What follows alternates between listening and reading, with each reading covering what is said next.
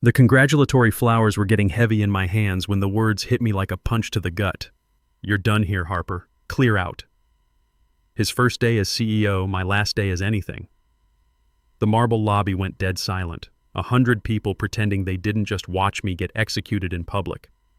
But as I walked away, my dress shoes clicking on that polished floor, he had no clue about the little clause buried on page 47 of our biggest contract, the one that made my name the key to a $120 million deal. Come tomorrow morning, his secretary would figure out real quick that when you pull out the wrong brick, the whole damn wall comes down. My name's Wesley Harper. I'm 47, and I'd been walking through those revolving doors at Holstrom Dynamics for 20 years like I belonged there. Not because I was full of myself, but because I'd earned every inch of respect in that 40-story tower. Senior Vice President of Client Relations, that's what it said on my door. What it didn't say was that I'd saved this company from going belly up twice, brought in partnerships worth billions, and knew where all the bodies were buried. That Tuesday started like any other day. 7:45 a.m. Sharp, I'm pushing through those doors with my usual black coffee and some fancy flowers I'd grabbed on Fifth Avenue. White roses and orchids, classy stuff, the kind you bring when you want to make a good first impression on the new boss. Even wrote a little note, "To new leadership and continued success." Yeah, I know. Real ironic now. The lobby was buzzing with nervous energy. You had groups of people huddled by the security desk whispering like school kids. I caught bits and pieces. Wonder what this guy's like. Heard he fired half the staff at his last place. Hope we don't get the axe. I gave them my usual confident nod. Everything was going to be fine. We'd been through CEO changes before. This was just business as usual. "Morning, Wesley." Finn O'Connor from accounting called out. Guy was clutching his coffee like it was a life preserver. "You meeting with the new guy today?" 10:30, I said, switching the flowers to my other arm. Right after he does his big speech to everyone. If I'd known those were going to be my last words as a Holstrom employee, I might have chosen something better. The elevator ride up to 38 felt different somehow. When those doors opened on the executive floor, I barely recognized the place. All that warm wood and burgundy carpet, gone. Now everything was white and chrome like some kind of operating room, made my skin crawl. Mason Brooks was standing right in the middle of it all, and I got why people were scared of this guy. Tall, sharp as a knife in his expensive suit with these cold gray eyes that looked right through you. He had his own crew with him, faces I'd never seen before, people who moved like sharks. All our old-timers were nowhere to be found. I walked up with my flowers and my best business smile, stuck out my hand like a normal human being. "Mr. Brooks, I'm Wesley Harper, Senior VP of Client Relations. Welcome to Holstrom Dynamics." This guy looked at my hand like I'd just offered him a dead fish. Then he looked up at me and I saw my future in those gray eyes before he even opened his mouth. "Harper," said my name like he was reading it off a hit list, which turns out he pretty much was. Perfect timing. The whole floor went quiet. Every cubicle rat popped their head up to watch the show. His new people were smirking behind their tablets. Even the air conditioning seemed to stop. "I've been looking at the org chart," he said, loud enough for everyone to hear. "Finding the dead weight. Legacy guys who've gotten too comfortable. People stuck in the old ways of doing things." I kept smiling. 20 years in corporate America teaches you to smile while everything burns around you. "I'd be happy to walk you through our current projects," I said. "We've got some major deals that won't be necessary." Cut me off like I was nothing. "Your services aren't needed anymore. Security will walk you out." Those words hit the silence like a gavel. Someone gasped. I think it was Ava Miller from Legal, who'd started around the same time I did. The flowers in my hand suddenly felt ridiculous, like bringing roses to your own funeral. "I see," I said. What else was there to say? I'd watched enough people beg in boardrooms to know better than that. Can I ask why? You may not. Already turning away, dismissing me before security even showed up. This is a new era for Holstrom Dynamics. We need fresh ideas, not relics hanging around from the past. Relics. 20 years of 60-hour weeks, missed family dinners, canceled vacations, and I was a relic. The security guys who came over looked embarrassed as hell. Caleb Richardson and Lucas Anderson. I'd shot the breeze with these guys 1,000 times over coffee. They couldn't even look me in the eye. "Sir," Caleb mumbled, "we need to escort you to your office so you can pack up your stuff." "Won't be necessary," I said, echoing Brooks's words. My voice sounded steadier than I felt. I keep my personal stuff in my car. That was a lie, but I wasn't going to give this guy the satisfaction of the whole cardboard box walk of shame. My dad's picture could stay in that desk drawer. Those awards on the wall belonged to someone who didn't exist anymore. I looked down at those flowers still clutched in my hands. White roses for new beginnings. The irony could have killed a horse. With slow, deliberate moves, I walked over to the nearest trash can and dropped them in. The sound they made hitting the bottom was the only goodbye I was going to give this place. "Wesley," someone whispered as security flanked me toward the elevator. Sophia Williams, Brooks's new secretary, was watching from her desk with this look I couldn't figure out. Pity? Warning? Her fingers were gripping her phone like she wanted to say something, but the words died in that Arctic atmosphere Brooks had created. The elevator ride down was the longest 38 floors of my life. Every ding was like a countdown to the end of everything I'd built. Caleb shifted around next to me, clearly uncomfortable. "This ain't right, Mr. Harper. Everyone knows what you've done for this company." "It's just business, Caleb," I said, watching those numbers drop. "Nothing personal." But we both knew that was bull. Everything in corporate America is personal, just dressed up in fancy business talk. Every handshake hides a knife. Every meeting's a battle. Every new CEO needs someone to sacrifice on day one to show who's boss. Today, I was the sacrifice. When we got to the lobby, it was like a funeral. Word travels fast in a place like this. Finn from accounting looked like someone had died. Ava from legal had tears in her eyes. Even the security guys at the main desk were standing straighter, like my termination was contagious or something. "Your badge, sir," Lucas said quietly when we reached those revolving doors. I unclipped it from my jacket, ran my thumb over the photo one last time. Younger Wesley, full of hope and ambition. Then I handed it over. The plastic clicked in his palm like a closing coffin. "Take care of each other," I told them both. They nodded, their throats working with words they couldn't say. Then I pushed through those doors for the last time, out into Manhattan morning that couldn't care less about my personal disaster. The city just kept moving around me while I stood there on the sidewalk, suddenly with nowhere to go. 20 years of purpose gone in 5 minutes of corporate theater. But as I finally got my feet moving toward the parking garage and my BMW that had seen 1,000 late nights, something shifted in my chest. Not sadness, not even anger, something colder, more focused. My hand went to my jacket pocket, found the leather portfolio I always carried. By the time I reached my car, I was already making notes, because Mason Brooks had screwed up big time, the kind of mistake only pure arrogance can make.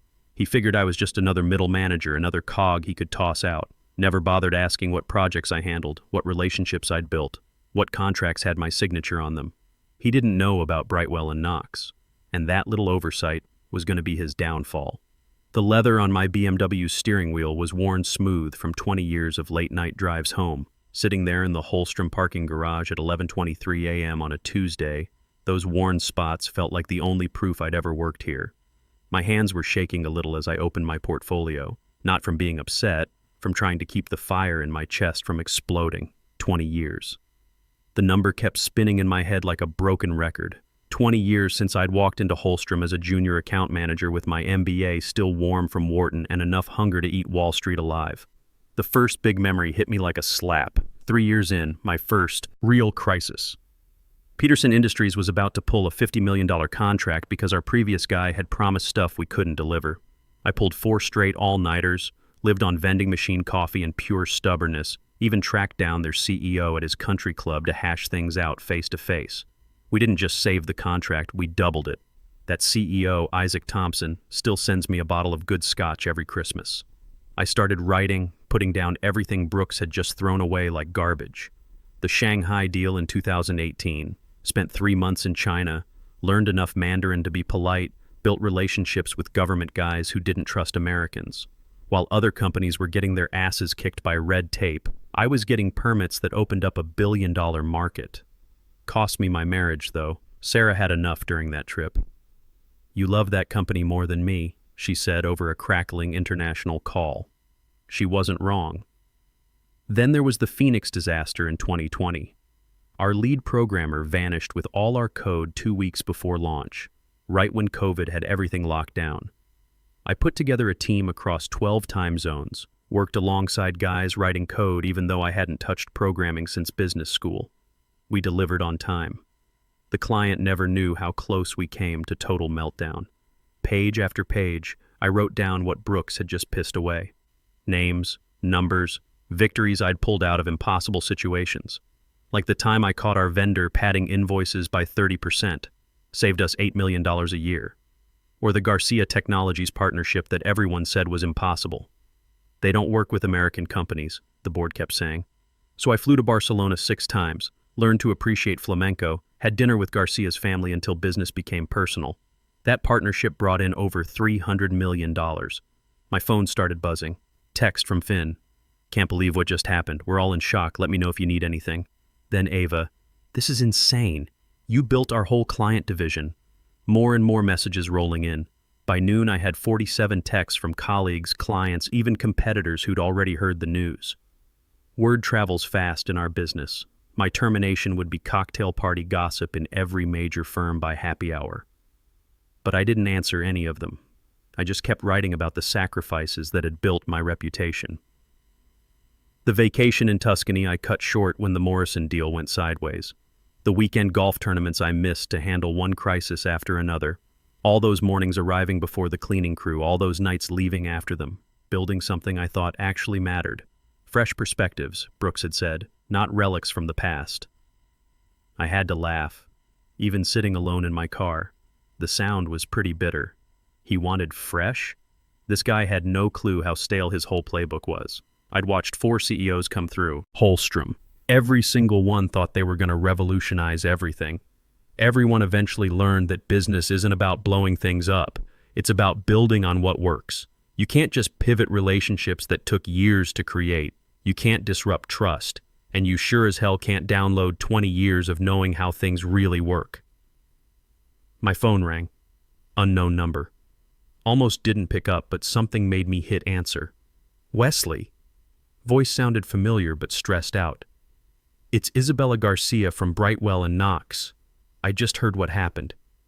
Please tell me this is some kind of joke. My stomach dropped through the floor. Isabella ran our account with them. A sweet $120 million deal over 5 years that we'd just signed last week. Took us 18 months to put that together. I'd been the point man on the whole thing. It's not a joke, I said. As of about an hour ago, I'm no longer with Holstrom. She went quiet for so long I figured we got cut off. Then, Wesley, you know what this means, right? You've read your own contract. Had I read it? Hell, I wrote the thing. Every word, every comma, every safety net I could think of, including Section 47B, what they call a key person clause. My insurance policy, my way of making sure that if Brightwell and Knox was buying Wesley Harper's expertise, they'd actually get Wesley Harper, not some substitute Holstrom threw at them 6 months later. I understand, I said carefully. Then you know I've got to make some calls. This is going to be a real problem, Wesley. A very big problem. After she hung up, I sat there in the quiet of my car, surrounded by 20 years of ghosts. My portfolio was open on my lap, filled with the story of everything Mason Brooks had just thrown in the trash. Because I knew something he didn't, something his arrogance had blinded him to. He thought he'd fired some middle manager, some old-timer taking up space, but he'd actually lit a fuse on a bomb he didn't even know existed, and that bomb was going to go off thanks to a contract clause he never bothered reading, in a deal he never bothered understanding, with clients he never bothered meeting. I closed my portfolio and started the car.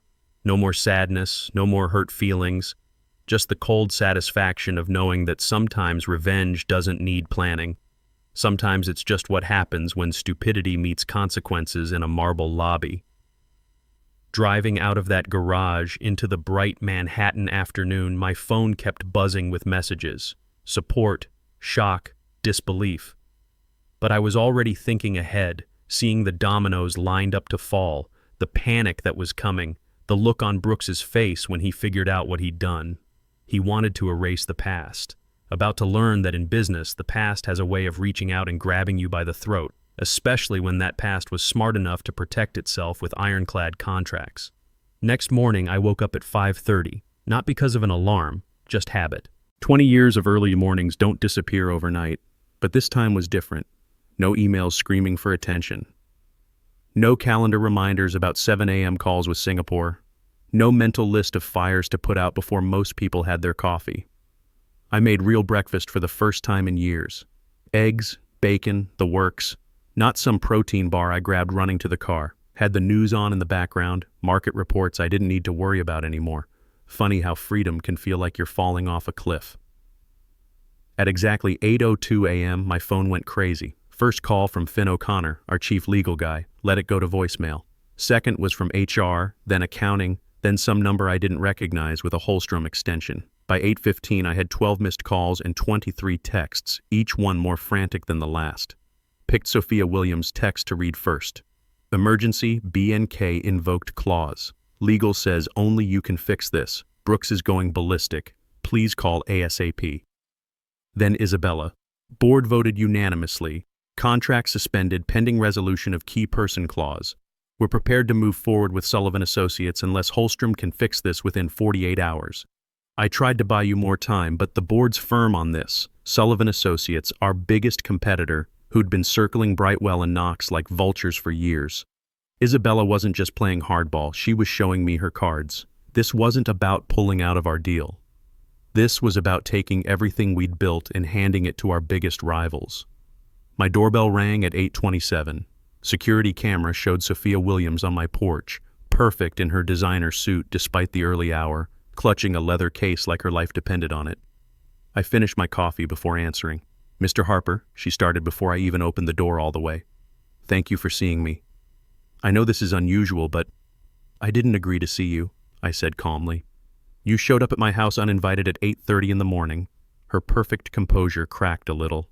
"I'm sorry, but this couldn't wait. Mr. Brooks sent me to—" "Mr. Brooks sent you," I laughed, short and sharp. "Same Mr. Brooks who couldn't be bothered talking to me yesterday? Who had security walk me out like some kind of criminal?" She turned red but kept pushing. "The Brightwell and Knox situation is critical. They're claiming breach of contract based on your termination. Legal reviewed the key person clause and—" She swallowed hard. "We need you to come back immediately." I stepped aside, waved her in, not because I was being nice, but because I wanted her to see what she was asking me to give up. This comfortable house I'd barely lived in, the life I'd sacrificed for a company that tossed me out like yesterday's newspaper. "The company needs you," she tried again, setting her case on my kitchen counter. "Mr. Brooks has authorized me to make you an offer. Full reinstatement, formal apology, 25% raise." "Stop right there." I held up my hand. "Sophia, let me explain something. Yesterday morning, I got humiliated in front of everyone I work with. 20 years of service dismissed like I was some kind of dead weight. My whole career turned into a line item on his reorganization chart." She opened her mouth, but I kept going. "Now, because of one contract clause he was too arrogant to read, because of relationships he couldn't be bothered understanding. Suddenly I'm valuable again. That's not how this works." "What do you want?" she asked, sounding desperate. "Name your terms." I walked to my window, watching the morning sun hit my neglected garden. What did I want? Yesterday I wanted revenge. Today, standing in my kitchen with nowhere to rush off to, I wanted something bigger. "I want Brooks to understand what he almost destroyed," I said finally. "Not just some contract or revenue stream, a network of trust that took decades to build. I want him to come here himself, not send his people to clean up his mess. And if I come back, it's on my terms, not his." My phone rang before she could answer. Caller ID made me smile. Noah Peterson. "I need to take this," I said, hitting speaker so Sophia could hear everything. "Morning, Noah. Wesley, thank God, just got off the phone with Isabella Garcia. She told me what happened. Brightwell and Knox is pulling that key person clause, and she suggested pretty strongly that we might want to look at our own contracts with Holstrom." Sophia's face went white as a sheet. "I see," I said carefully. "What are you thinking?" "What am I thinking?" Noah laughed, but there was no humor in it. "I'm thinking any company stupid enough to fire Wesley Harper doesn't deserve my business. We're calling a board meeting for tomorrow to discuss our options. Wanted to give you a heads up. If you're not with Holstrom anymore, we'll be calling you directly about future partnerships." After I hung up, Sophia sank into one of my kitchen stools like her legs gave out. "Peterson Industries too?" she whispered. "Relationships matter," I said simply. "Your boss thought he was cutting dead weight. Never bothered checking what was actually holding up the roof. What happened next was like watching dominoes fall." By noon, Brooks himself was sitting in my living room, his arrogance replaced by something that looked a lot like panic. By 2 p.m., I had a signed contract making me Executive VP of Client Relations, reporting straight to the Board of Directors. By 4 p.m., I was back in the Holstrom building, but this time as the guy who'd saved the company from its own CEO. Took about 3 months to expose the rest of Brooks's plan. Turns out he'd been working with Garrett Sullivan from Sullivan Associates to sabotage our major contracts. The idea was to make them fail even if I came back. Then Sullivan would swoop in looking like heroes while Brooks got kickbacks for delivering distressed clients. Pretty slick, except they got sloppy with the digital trail. Brooks resigned in disgrace, his whole crew of imported sharks scattered like roaches when you turn on the lights. The board offered me his job, and after thinking about it for about 10 seconds, I said yes.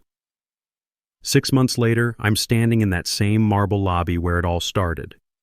But this time, I'm not carrying congratulatory flowers or wearing the desperate smile of someone trying to prove their worth. I'm here to welcome our newest client partner, a Fortune 100 company that chose us over 3 bigger competitors. Every other firm promised innovation and disruption, their CEO tells me as we head to the elevators. Only Holstrom talked about trust and staying power. In this economy, we need partners who'll be there when the novelty wears off. The executive floor looks completely different now. Got rid of all that sterile white and chrome nonsense, brought back the warm wood and comfortable spaces where people actually want to have conversations. The old boardroom table, the one Owen Mitchell's grandfather commissioned back in 1952, now sits in our main client conference room. When partners visit, they feel the weight of our history, not just our ambition. Standing at my office window, watching the sun set over Manhattan, I think about that Tuesday morning when everything went to hell.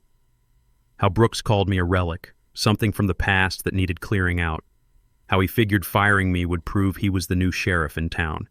Turns out he was half right. I am from the past. But in business, the past isn't something you throw away. It's the foundation everything else gets built on.